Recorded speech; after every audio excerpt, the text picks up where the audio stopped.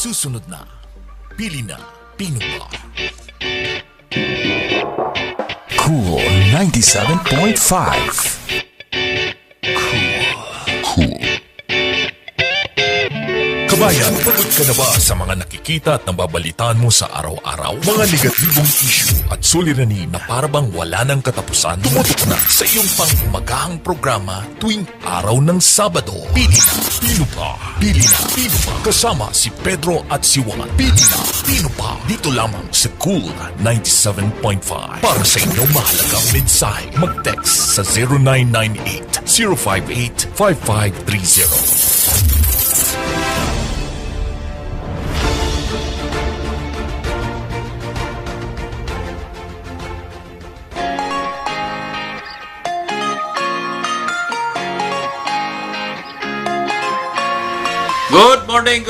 Good morning sa lahat ng ating mga taga-subaybay at nanonood sa ating programa Pili na Pinupa. Magandang umaga sa inyong lahat at kasama ko ngayon si Pedro. Yes. Great ka, Pedro. Naimbangag sapa tayo amin. Nang nagigiti nakatutok iti programa tayo. Pili na Pinupa. Naimbangag sapa. Kaya kastamot nagiti Amma nga padak, Happy Father's Day. Oy, thank you. Happy Father's Day. Father's Day. At meron tayong isang tatay na guest ngayon, si Jezreel Garcia. Good morning sa Pili na Pinupa. Binabati ko nga pala ang aking may bahay unang-una. Ay, siyempre. Si Sister Ann Garcia. Hindi ka magiging tatay kung wala si Ann, ano? Amen. Ganon din sa ating mga may bahay. Siyang aking suitable helpmate na ibinigay ng Panginoon. Kaya maganda yan. Napakaganda ng good morning may pamilya din. Kung lalong-lalo na kung kasama mo sa Panginoon. Pati yung mga anak mo. Yung mga anak ko. Binabati ko yung mga... Teka, ilan bang anak mo? 3 po. 3? Hindi, si Ann pa lang ng anak, hindi ikaw. Ay, opo. Ilan? 3? 3 po. Batiin mo ang pangalan. Binabati ko po yung panganay ko, si Zechariah Rian Garcia. Yung aking pangalang anak, si Wiz Garcia. At saka yung baby namin, si Earth. Si Earth. Ang gaganda ng mga pangalan. Saan mo ba kinuha yung mga pangalan na yan? Biblical, ano? Biblical. Zechariah. Tsaka yung Earth. Maganda yung Earth. Yung lola nila kasi po siya, mahilig sa ano eh. Ganun ba? Siya ang mga tagabigay ng pangalan sa mga kapoy. Good morning sa lahat at lahat ng ating mga kasamahan sa SOS Ministries. Yes. Nakikinig sila ngayon. Mag-text ho kayo at bigay nyo yung inyong mga issues, mga query, greetings, at lahat ng mga pasasalamat sa ating napakabuting Panginoon sa araw na ito. Good morning sa inyong lahat. At sabi nga nila, hindi lang Father's Day ngayon. Pati, siyempre, pag Father's Day, may Mother's Day. Nauna na yung Mother's Day. Oo. At sa araw na ito, bukas yon. Bukas. Sana ang Father's Day, hindi naman lang bukas. Every day. Every day. Oo, kasi ang mga tatay ready palagi. Yes. Ilan na anak mo, Pedro? Dalawa ang anak ko. Pas. At nasaan sila ngayon? Doon pa rin sa natunin pas. Dapat batiin mo sila. Di bali, sinesend ko naman yung ano. Ayan, nandun sila. Okay, so maraming salamat sa inyo at patuloy tayong mag-text. Sabi mo kanina, meron kang gigreet na taxi driver. Oo nga pala. Oo. By the way, bago ka mag-greet, ang ating guest ngayon ay isang tatay, una, isang mabuting asawa, nagsisilbi sa Diyos, at ang kanyang trabaho ay taxi driver din. Pakibati mo mga taxi drivers. Binabati ko yung mga taxi driver ko dyan. Lalong-lalo na yung mga katropa. Mga kasama namin, naka-tune in daw sila ngayon. Sila Robert. Mga tatay yan, Sila Sir John, yung sila Roy. At saka yung mga iba pang kasama ko dyan. Good morning. Happy Father's Day sa atin lahat. Good morning. Yan yung mga magigiting na taxi driver po natin. Magigiting ba? At least naliligo sila, no? Oo naman. Mga pugi. Hindi sila papayag doon na lumalabas na hindi mabango yung taxi driver, disiplinado yung mga yan, Disiplinado at sumusunod sa batas trapiko. Wow. Nung minsan muntik na ako nabangga na isang taxi. Pero hindi lahat. Hindi naman dati. Hindi lahat. May mga pasaway ng mga taxi driver. Oo nga. So ngayon sa umagang ito, sana naman lahat ng tatay at lahat ng mga naghahanap buhay ng mga kasamahan natin, bendisyon ng Panginoon, proteksyon bawat isa. Sana Amen. magkaroon kayo ng palaging wisdom, proteksyon nyo sa araw-araw kasi tatay tayo. Alam mo, mga tatay, survivor yung mga yan. Yes. Yung mga tatay, palaging gumagalaw yan at hindi pwede nakaupo lang. So, ngayong umaga, bago tayo magpatuloy, pakinggan nga natin ang kanta ng ating mabuting kasamahan na si Pedro, isang tatay. At bigyan tayo ng inspirasyon sa umagang ito. Pero sakbay na, kahit ko pa nga kablawan man, jay nagluga na ka taxi tatay. Taxi, Ni Julius Bumayot sa Langhe Nakikinig ba? Taxi. Nakikinig na kasi agluganak pa lang iti taxi, ada isuna nakatune in. Good morning sa iyo. Kuna na nga, no ada ka no ibati na nga, maibati nga karga dito na ka no nga iyag. Okay, manak ti ako. Wan kastamot ti kwa, dagiti sponsor iti dental mission iti kalman jay kapangan, jay kadtay. Dungdungag datata ni Doktora Shame Christine Mayos, dentist, si Optimist Doktora Luisa Manuit, sponsor ti Highlander Christian Fellowship. At agyamanak na itugutakmet nga napan nag-assist man. Ano yan? Para sa mga tatay? Dito nga kanta dito para iti tatay, pamilya, Aminon, community, simbaan. Okay, sige, pakinggan ho natin ang ating mabuting Pedro. Siya po ang nag-compose niyan. Napakagaling ni Sir Pedro.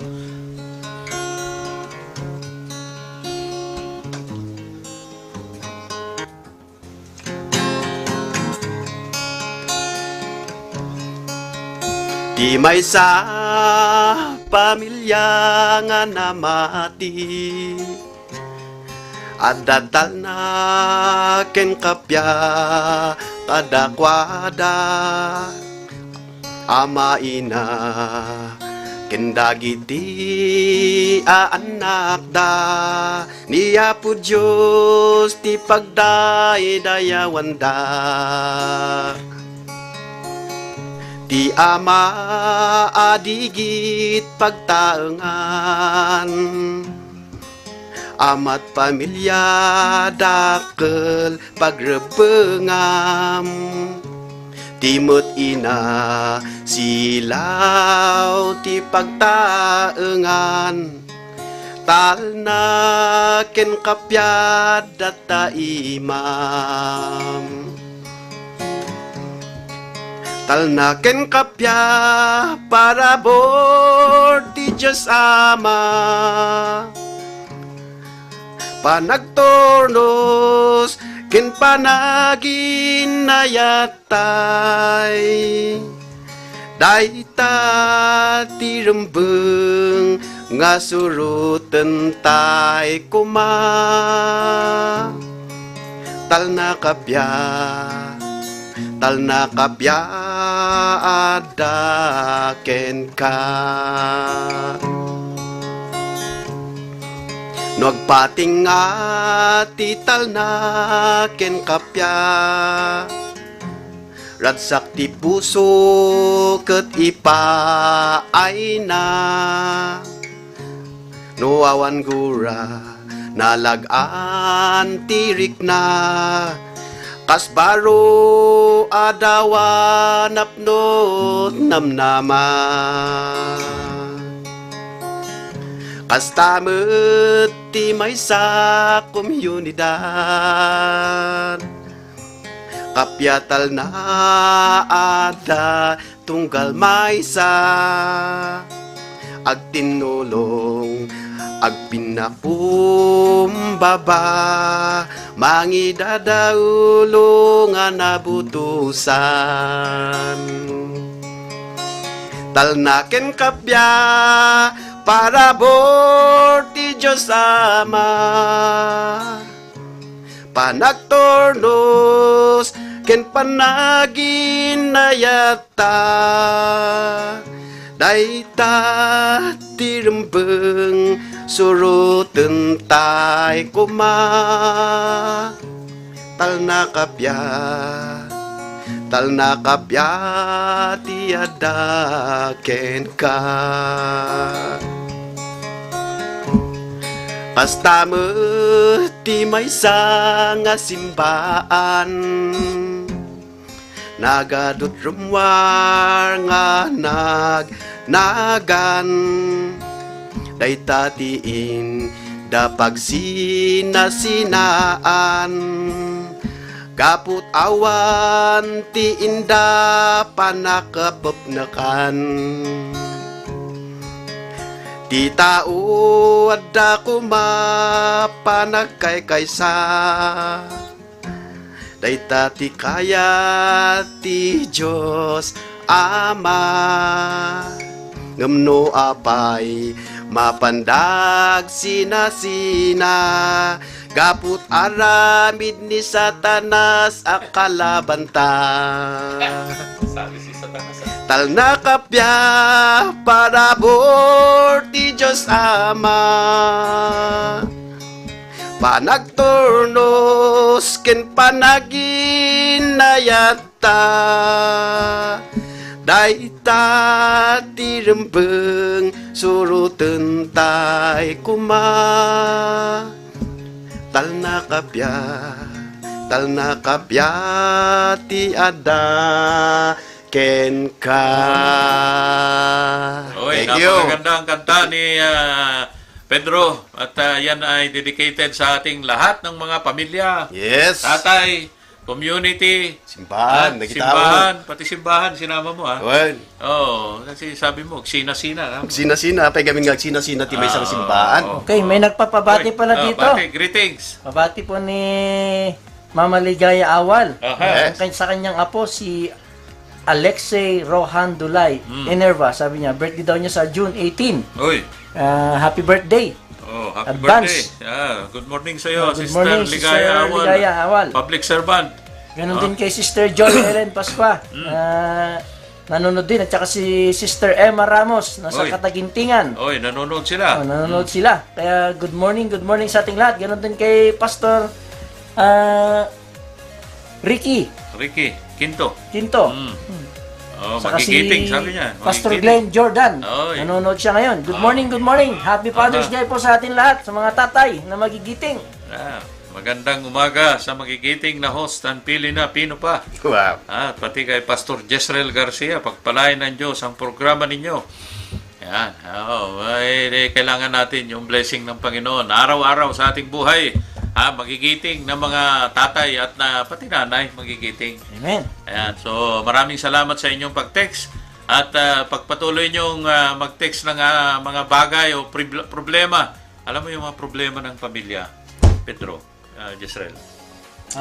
Yan ang isang kuminsan ay ginagamit ng kalaban para guluhin at walang talna at kapya o peace and harmony sa mga pamilya.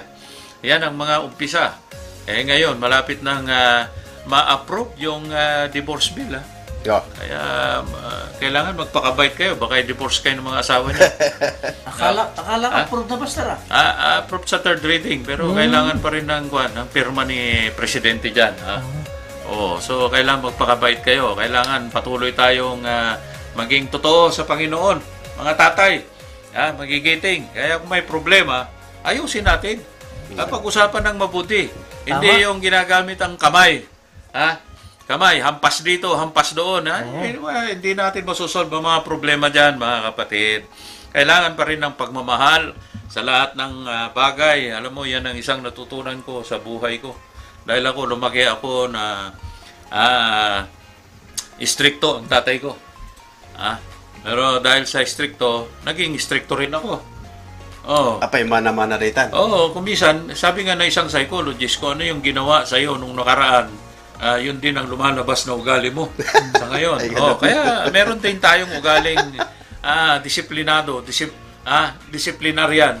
Kaya yung mga bata, ganun din ang nangyayari. Pero later on, hinaluan mo ng pagmamahal, Oo. ay nagkakaroon ng peace and harmony sa mga bahay-bahay. Right. At isa yan na mga reason kung bakit ang mga bata, dahil kung wala ang peace and harmony sa mga pamilya, lumalaya sa mga bata. Ayun. At nasisira ang relationship ng bawat isa. Kaya nga, kung tutusin mo, sa ngayon, kung tayo ay mga Kristiyano at nasa atin ang Diyos, ay sabi nga, the indwelling of the Holy Spirit. Yes. Pakibasa mo nga, Jezreel, yung nasa Biblia, ano ba yung sinasabi tungkol sa peace na yan na ating na-receive sa Panginoon? Sabi nga niya dito sa 1:14-27, sabi niya sa Ilocano, Ilocano. kapyat ibatik kada kayo, ibukod ko akapyat ited ko kada kayo. Ngem saan nakas iti panangted tilubong, ti panangted ko kada kayo. Di kay madanagan, ken mariribukan, di kay agbuteng. Di ka agbuteng. Ano yung peace na yan? Peace na iniwan, okay, ng Panginoon, ni Jesucristo. Alam niyo itong peace na ito, ito yung talna o peace, kapya na ano mang trouble. Ano man yung mga bagay na mangyayari, na-overcome natin yung mga problema. Yes. Meron tayong peace sa ating puso at damdamin that everything is in the hands of God. Yes. Kaya the Lord Jesus Christ. Alright. Masasabi mo dyan, Pedro?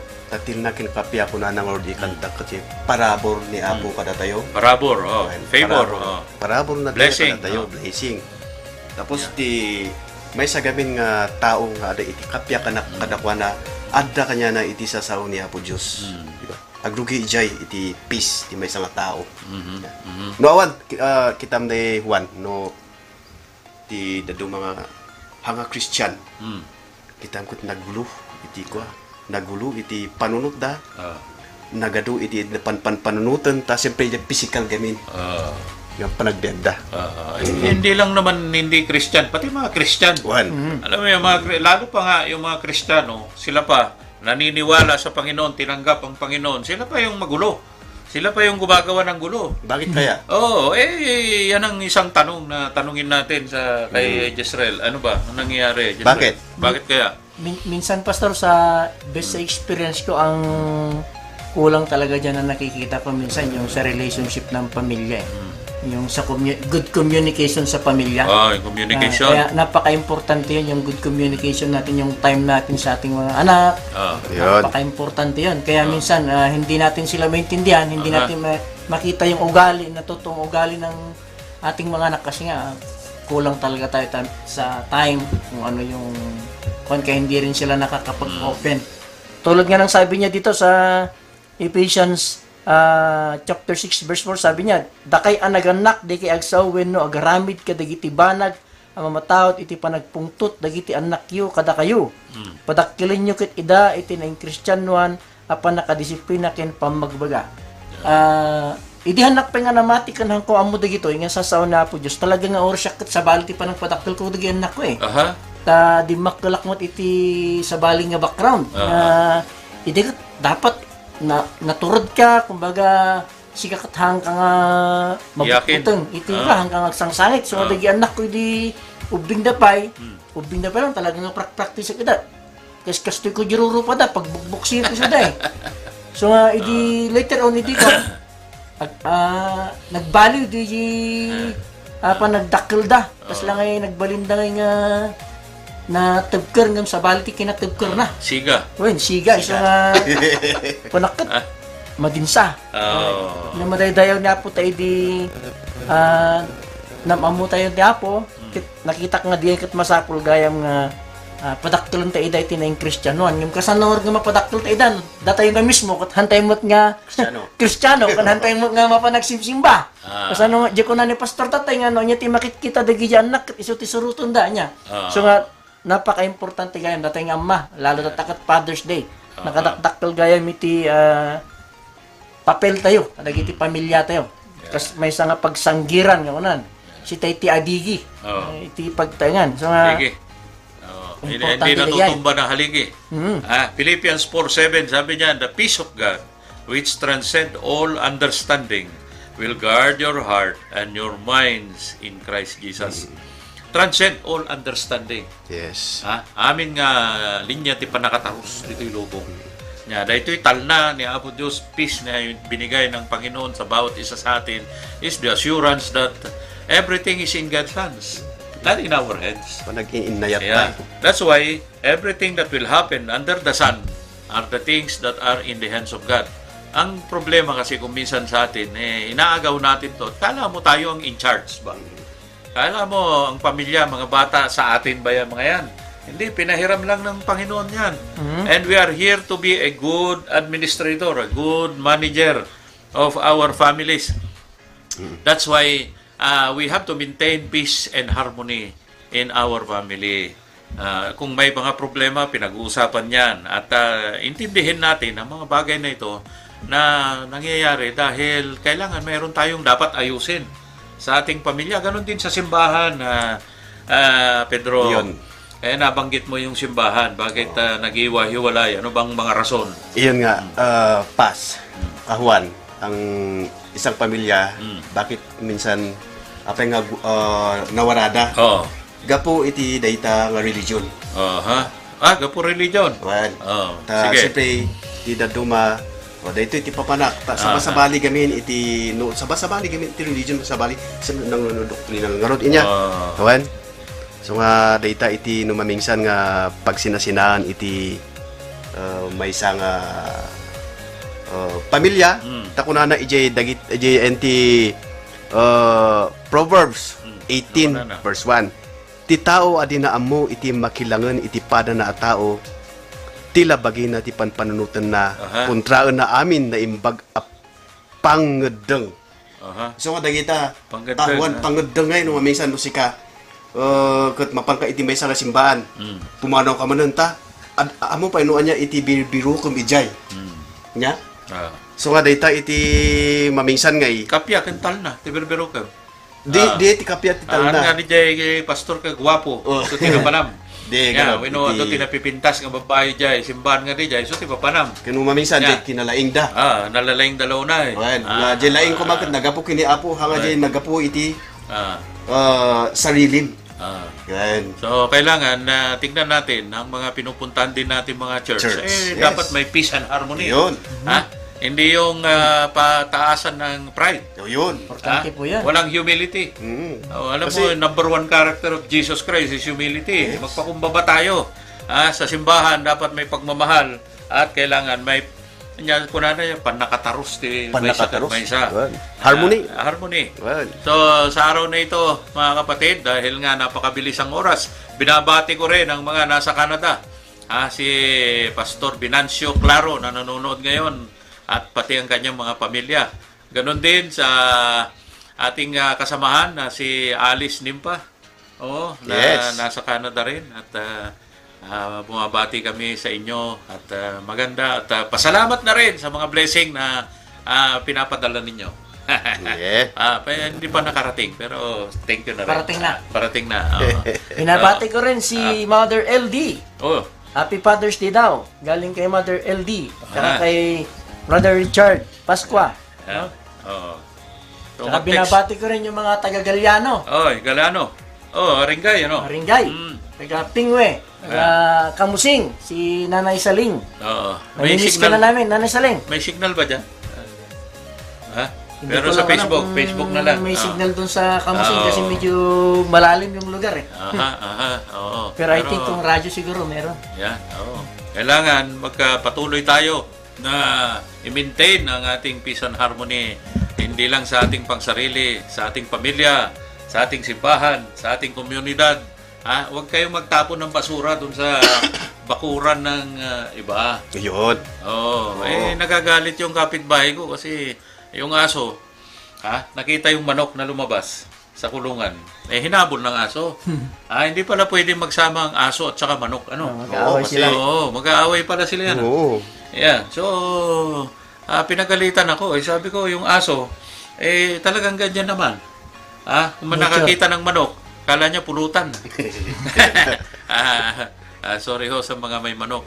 Pero talagang hindi pwede magsama ang aso at pusa. Ayun nga. Ganun din yan. Hahabulin yan. So, ganun din sa pamilya natin.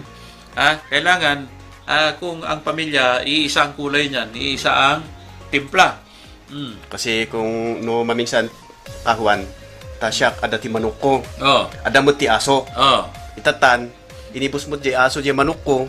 Siyempre, rumor niya, katsak mo ungutak latan ha. So ano ko, pakulot di aso. Kaya pala, ang ulam mo palagi ay pinikpikan.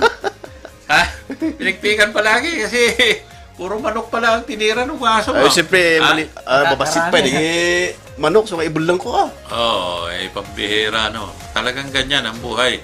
At sa pamilya, hindi po pwedeng dahil hindi tayo nagkakaintindihan, lalayasan na natin. Ayun nga. At hiwalay na kung hiwalay. Yan ba ang mga bagay na solusyon?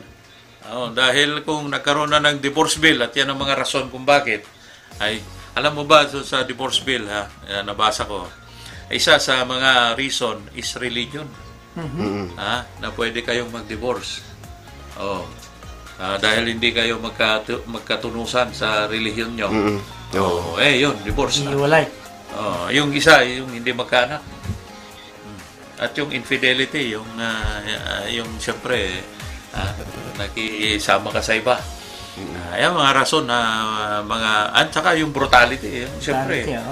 Kaya hanggang ngayon na tayo ay isang Kristiyanong nation, ay tayo pa yung mga bansang umaasikaso ng mga ganito, dapat hindi sana Oo nga dahil lang ang sabi ng Panginoon. Nakakalungkot nga, Pastor The indwelling of the Holy Spirit stays with us. Kasi ang Pilipinas ang nagkiklaim na Christian country. Pero kasama naman sa lahat ng medyo kabaluktutan na ginagawa. Kaya kung minsan parang hindi tama dun sa sinasabi na Christian country, bakit kasali sa pinaka-corrupt, kasali sa may mga problema sa mga pamilya na dapat alam natin na yun ay mga kalooban ng Diyos.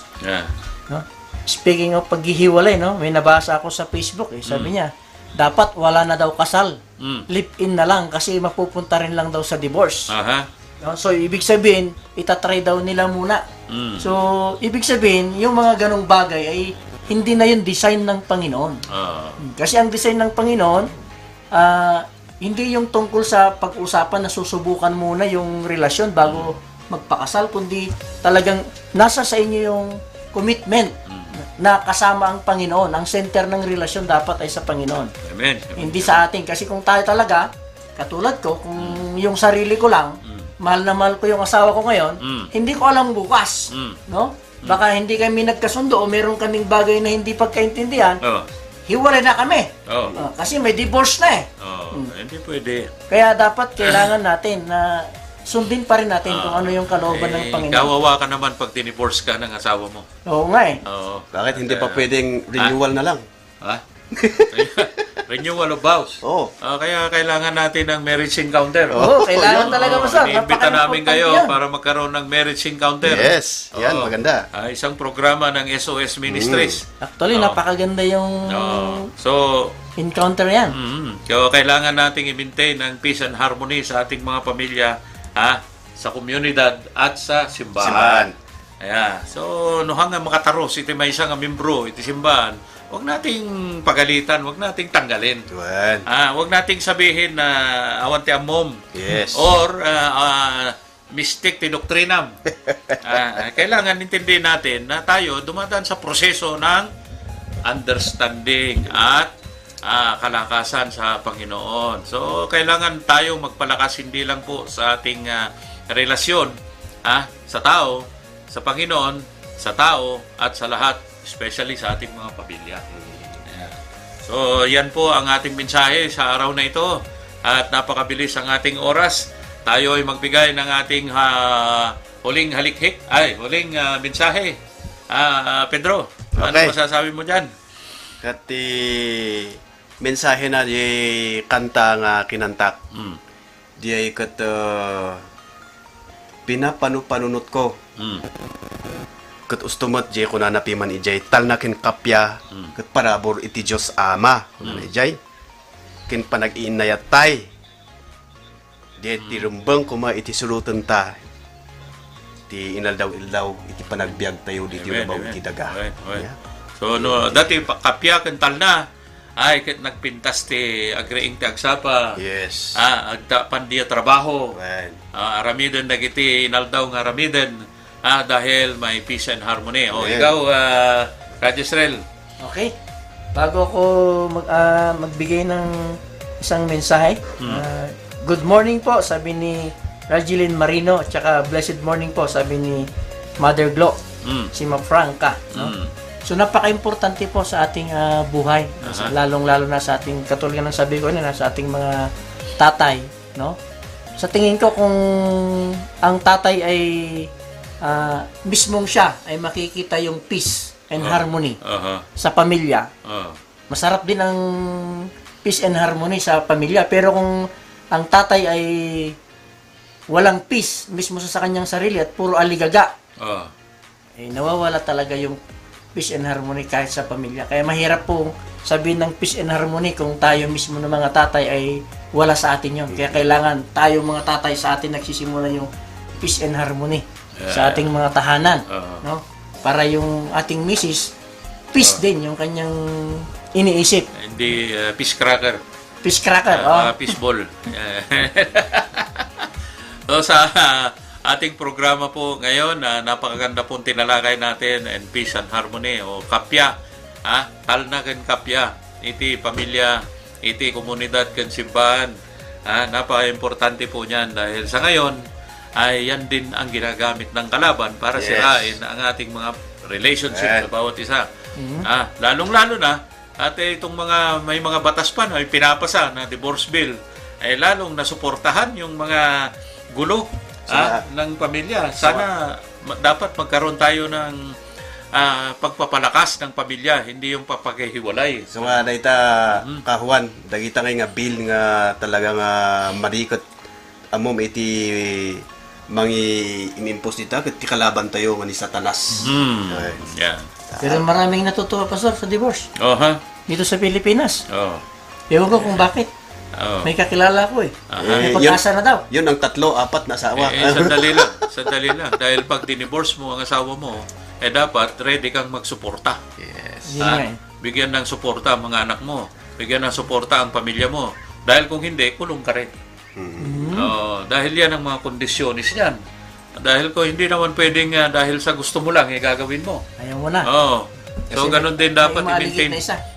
I-maintain din natin ang love, harmony, understanding sa lahat ng mga bagay dahil yan po ang iniwan ng ating Panginoon nung sinabi niya, the peace that transcends all understanding is the one that God, Jesus Christ, has given to each one of us. Yan. At marami po salamat sa lahat ng mga nag-text, lahat po ng mga nakinig. Sana naman po ay na-bless kayo sa ating talakayan ngayon. Yes. Dahil yan po ay isang napaka-importante, isa pong pagpapaalala. Dahil sa ngayon, although may peace and harmony, nagkaroon naman ng gulo ang buong ang buong mundo. May mga gulo, may mga gera, may mga misunderstanding. At yan yung mga bagay na dapat nating. Yung isa, nagtatapon ng basura sa ibang bansa. Tinadaan sa mga balloons. Sana naman hindi tayo gano'n. Kasi kung ganyan ang mangyayari, wasak ang ating mundo. Wasak ang ating kapayapaan sa ating pamilya. That's why it's very important for us to really lift up the name of the Lord Jesus Christ in our family, in our community, in our country. Why? Because this is the most important thing that we have to do right now, today, not tomorrow, but now. And forever. Now is the word. Okay, so God bless everyone, and thank you so much for tuning and watching our program. At sa lahat po ng mga nakinig, God bless you. Thank you very much. See you next time. Yes.